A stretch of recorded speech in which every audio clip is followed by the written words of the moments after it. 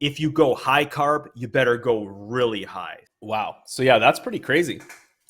If this study is legit, there's a drastic difference between normal carb, the muscle mass that was able to be attained in the 28 days, compared to the high carb group. If you're going to bulk, you're going to take the time to put on fat and focus on really trying to put on muscle. What's the best, most optimal way to do that? Instead of going just in a slight caloric surplus, it might be better to go in a really high or 1,000 calories over in caloric surplus. But instead of a big portion of that being from fat, it's actually focusing more on carbs. What is going on, world? We are back and we are live tonight, hanging out. We're going to be reacting to some stuff on the internet. I'm breaking my fast here, so I got a nice salad and some smash burgers. And I thought, if I'm just going to be here eating this stuff and hanging out and looking at stuff on the internet anyways, why not do it with you guys?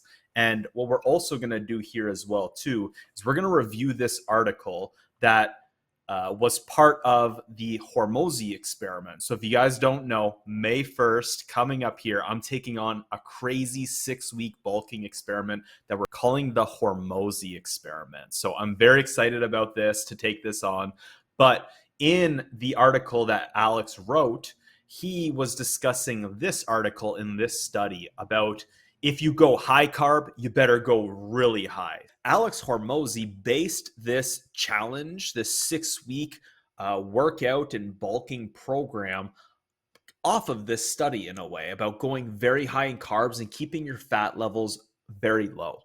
And I'm going to be taking on this experiment. I'm going to be doing the Hormozi Experiment here on my YouTube channel, 6 weeks where I'm going to be eating 800 grams of carbs a day, 2 workouts, 6 days a week. It's going to be very intense. We're going to look at why it might actually be beneficial to go really high in carbs and keep your fat levels low, and if your goal is to build muscle. We're going to dive into this article and see what some science has to say about it and what this article has to say. So this was written by Adele Musa, March 5th, 2012. If you go high carb, you better go really high.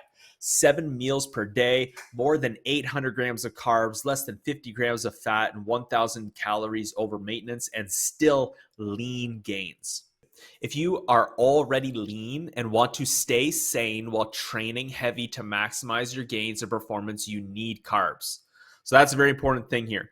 If you're trying to lose a lot of fat, like you're 50 pounds overweight, you're trying to lose a lot of fat, it might be beneficial to cut the carbs, so you can help get that fat off, so you can get to a lean state where you're producing hormones naturally. I personally believe, and looking into studies in the past, if you're overweight, it negatively affects your hormonal production.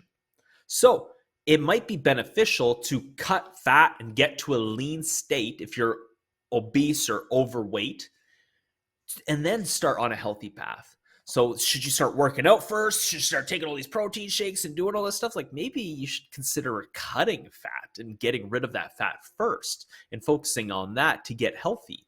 But this is if you're already lean and want to stay sane while training heavy to maximize your gain and performance, you need carbs.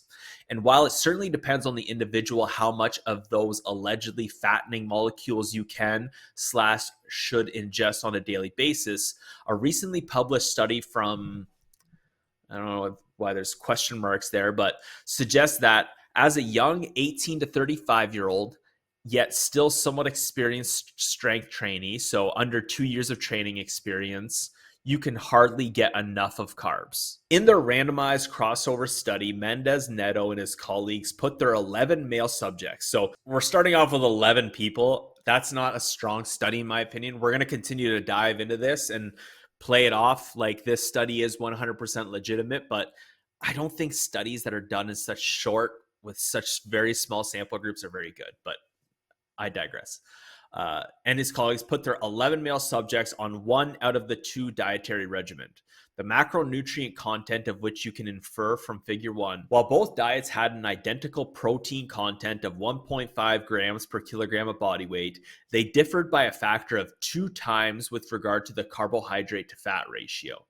5 of the subjects started in the normal carb group, this is my appellation, the scientists simply called it D1, consumed 3,200 calories from carbohydrates and 800 calories from fat, and switched to the high carb group, 3,500 calories from carbs and 414, so a reduction in fat in the second week. While the other 6 started with the high carb diet and switched to the normal carb diet in weeks 3 to 4 of the study. All right, so we got 2 different studies going on here, starting from normal carb and then going to high carb, and then 6 who started in high carb and switched to the normal carb diet. So let's see what happened with this. So in view of the bulkaholic total caloric intake of 4,400 calories a day, remember the subjects are drug-free trainees with an average body weight of 77 kilograms, it was probably wise that the subjects had to consume 7 meals spread relatively equally across the day.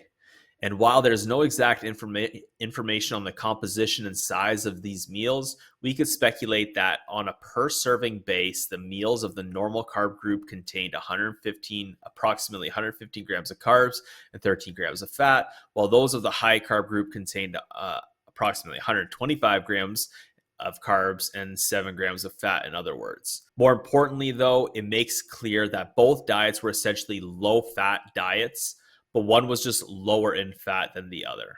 Okay. Eat, and don't forget to train and sleep. During the whole 28-day study period, the subjects performed identical, obviously with different weights, workouts, the main features of which were as follows. So training days per week, 4, Monday, Tuesday, Thursday, Friday, A, B split, A, chest, back, okay, calf and abdomen. Then B day was arms, shoulders, legs, exercises and sets, 3 exercises of 4 sets, only 2 exercises for arms and shoulders. Repetition, they permitting up in weight to failure, 15 reps for calves, 20 to 30 for abs. So they did significant workout.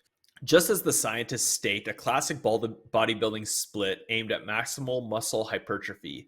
And if you take a look at what those trainees, remember, we're not talking about beginners here, achieved within 4 weeks, it is undebatable that this type of training works well, as long as you make sure you go really high carb. All right, so let's take a look. So figure 2, changes in body weight, muscle, and fat mass during the different phases of the 28-day study period and respective 24-hour nitrogen balance in the normal high carb phases. Wow. So yeah, that's pretty crazy. If this study is legit, there's a drastic difference between normal carb, the muscle mass that was able to be attained in the 28 days compared to the high carb group. So let's continue on. Now, you can certainly argue that a real low carb diet, i.e. one where you eat 120 grams of carbs per day, not in each one of 7 meals, would produce even more favorable results. Or that the study design was, despite the crossover, somewhat questionable, as we've been calling question 2 here. All that are certainly valuable objections. But that does not change that with, what the heck is he saying here? Or if you will, despite eating 1,000 calories a day over their maintenance diet and 7 meals with more than 125 grams of carbs in each of them every day, mass gains in the high. This guy needs to edit his article. This is ridiculous. Mass gains in the high carb phases of the trial were greater and the fat accumulation lower. This led to an average 8+% increase in the ratio of lean to fat mass in the high carb phases and a -7% reduction of the latter in the normal carb phases of the 28-day study period. Now, you tell me which of those recomposition effects you like better. Bulking still is a questionable idea, but if you do it, you better do it right. All right, cool. So for the most part, what I get across from this is they did a study where they had 11 people, and of those 11 people, they took 4 to 5 of them, put them in one group, where one group ate normal carb, and then halfway through the program went to high carb. And then the other half of them went from high carb to normal carb in the middle of this 28-day cycle. Now, again, 28 days is not very long. we're doing 42. So we're doing 6 weeks. 28 days is like 4 weeks to really see and say anything about muscle mass and muscle growth. Like, I think that's very questionable to say and do. But if this study is legit and there wasn't just some freaks of nature there who got great results or something, right? There is a significant increase by being high carb in regards to the amount of muscle mass. So what this guy, and I think even Alex Hormozi, is trying to get across here is that if you're going to bulk and you're going to take the time to put on fat and focus on really trying to put on muscle, what's the best, most optimal way to do that? Instead of going potentially just in a slight caloric surplus, it might be better to go in a really high or 1,000 calories over in caloric surplus. But instead of a big portion of that being from fat, it's actually focusing more on carbs. That is the basis of, I think, the theory here in the article in this study. If you're going to bulk, should you go high carb or should you just go higher in calories? And I'm really excited to push it to the test and see what happens with this. So I think this is legit. I think this is like a hack. This is like a cheat code to bulking and getting muscle fast. But it's not really a cheat and it's not a hack because you have to actually put in the work. You have to actually do all the volume. You got to eat all the food. And I think it's legit. I'm excited to try it and really document and share this experience here with you guys. May 1st, the Hormozi Experiment begins. 800 grams of carbs a day, 2 workouts a day, 6 days a week. I'm going to get fat. I'm going to be putting on hopefully some serious muscle and some serious size. I'm definitely going to be putting on fat with this. But then the goal is the next 2 months after to shred down, get to the same body weight I am now, and see if we can notice any noticeable muscle growth from doing this experiment. And if we can, then this shows that this is kind of legit. Like, people are bulking for months on end when it's like, hey, maybe you should, if again, I don't recommend anyone do this experiment, so maybe I should question what I'm saying here. But if you're someone who's been lifting for a long time and you want to break through plateaus and you want to challenge and push yourself and you're planning on bulking, but you want to really go for it and really, really do it, this might be a very interesting way to do it. I'm going crazy, 800 grams of carbs. I'm really going to push it. But I think, you might not even need to go that high. Like Alex said in his article, depending on how big you are, like I'm a few inches shorter than him. Depending on your size, you don't maybe need to eat 800 grams of carbs because you're going to see like 800 grams of carbs. Like, it's like a cheat day every day for 42 days. It's pretty intense. It's like 4,500 calories and it's going to be crazy. But yeah, that's it, guys. Appreciate having you here. We'll see you guys in the next one. And yeah, get ready. May 1st, the Hormozi Experiment begins. Thanks so much for watching. I am the Hungarian Experiment.